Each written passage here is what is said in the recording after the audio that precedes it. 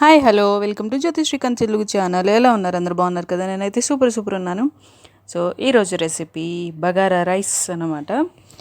So నిన్న మా husband birthday రోజు చేశాను కదా, చెప్పాను కదా వీడియో మళ్ళీ పోస్ట్ చేస్తానని చెప్పి.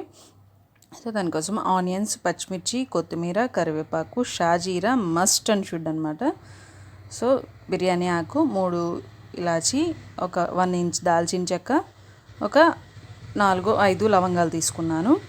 సో అంతే బిర్యానీ దినుసులు అయితే దీనికి కావాల్సినవి. ఇంకా నల్ల యాలకకు అని ఒకటి కొంచెం పెద్దది ఉంటుంది, సో అదైనా వేసుకోవచ్చు. దీనిలో అనాస పువ్వు అవి ఏం అవసరం లేదు. సో షాజీరా మాత్రం కంపల్సరీ అండి, అంతే. సో తర్వాత కొంచెం ఆయిల్, కొంచెం గీ యాడ్ చేసుకున్నాను నేను. అవి యాడ్ చేసుకుని అది కాగిన తర్వాత దానిలో ఆనియన్స్, పచ్చిమిర్చి వేసుకొని కొంచెం ఫ్రై చేసుకోవాలి. కొంచెం మంచిగానే ఫ్రై చేసుకోవాలి. సో ఈలోపు మీరు ఏం చేస్తారంటే, నా ఛానల్ సబ్స్క్రైబ్ చేయకపోతే సబ్స్క్రైబ్ చేయండి. సబ్స్క్రైబ్ పక్కనే ఉన్న బెల్ ఐకాన్ ట్యాప్ చేయండి. అది ట్యాప్ చేశారంటే నేను ఏ వీడియో చేసినా మీకు నోటిఫికేషన్ అనేది వచ్చేస్తుంది. ఇవి మంచిగా వేగుతున్నాయి కదా, దీనిలో మిగతా దినుసులన్నీ వేసేసుకోవాలి.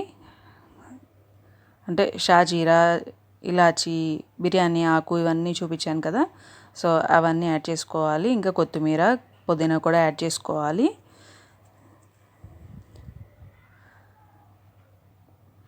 ఒక 1 spoon ginger garlic paste add చేసుకోవాలి. మీరు కూడా పుదీనా మనం మామూలుగా బయట నుంచి కొని తెచ్చుకుంటాం కదా, సో అప్పుడు ఆ పుదీనాకి కొంచెం వేర్లు ఉంటాయి కదా, ఆ వేర్లు ఉన్న పుదీనాని మీరు కూడా మట్టిలో పెడతారా? నేనైతే ఆల్రెడీ పెట్టాను. సో అది మంచిగా గ్రో అవుతుంది, చూపిస్తాను నెక్స్ట్ వీడియోలో. సో తర్వాత వచ్చేసి నేను ఇక్కడ 1.5 కప్ బాస్మతి రైస్ ఆల్రెడీ ఒక హాఫ్ అన్ అవర్ ముందు నానబెట్టుకున్నాను. సో అవి కూడా యాడ్ చేసేసుకుంటున్నాను దీనిపైన. అవి కూడా యాడ్ చేసి కొంచెం ఉప్పు, కొంచెం గరం మసాలా పౌడర్ అనమాట, అది యాడ్ చేసుకోవాలి. దీనిలో కారం అస్సలు వేయము. చిల్లీస్ కావాలంటే ఇంకా యాడ్ చేసుకోండి. నాకు కొంచెం కారం ఉన్నవి చిల్లీస్, సో అందుకని చెప్పి నేను 4 తీసుకున్నాను, సరిపోయింది. సో ఇక్కడ వచ్చేసి మొత్తం మిక్స్ చేసుకోవాలి, మంచిగా జాగ్రత్తగా మిక్స్ చేసుకోవాలి. బియ్యం విరగకుండా సైడ్స్ నుంచి తీసుకుంటూ మిక్స్ చేసుకోవాలి. మిక్స్ చేసుకుని ఒక 5 to 10 మినిట్స్ అలాగా మగ్గించుకోవాలి. ఆయిల్, నెయ్యి దాంతోనే మగ్గించుకోవాలి రైస్ని. అప్పుడే చాలా పొడిలాడుతూ చాలా బాగుంటుంది. దీనికి తర్వాత వాటర్ అనేది యాడ్ చేసేసుకుంటున్నాను. నేను 1.5 గ్లాస్ రైస్ తీసుకున్నాను కదా, సో 3 గ్లాసెస్ వాటర్ యాడ్ చేసుకుంటున్నాను. మామూలుగా అయితే బాస్మతి రైస్కి 1:1.5 రేషియోలో పడుతుంది వాటర్. అంటే 1 గ్లాస్ బియ్యం తీసుకుంటే 1.5 గ్లాసు వాటర్ తీసుకుంటే సరిపోతుంది. సో ఇక్కడ ఏమైందంటే ఈ బియ్యం ఏమవుతుందంటే కొంచెం బాగా ఉదుగుతుందనమాట, రైస్ ఎక్కువ అవుతుంది. సో అందుకని చెప్పి రైస్కి వాటర్ ఎక్కువ పడుతుంది. కొన్ని బియ్యం ఉంటాయండి అలాగా, కొన్ని బియ్యం ఎక్కువ వాటర్ తీసుకుంటాయి. సో అందుకని చెప్పి ఈ బియ్యానికి కంపల్సరీ నేను 2 గ్లాసెస్ పోసేసాను. మీరే చూడండి, అదే మెత్తగా అవ్వలేదు, చక్కగా పొడిలాడుతూ చాలా బాగా వచ్చింది.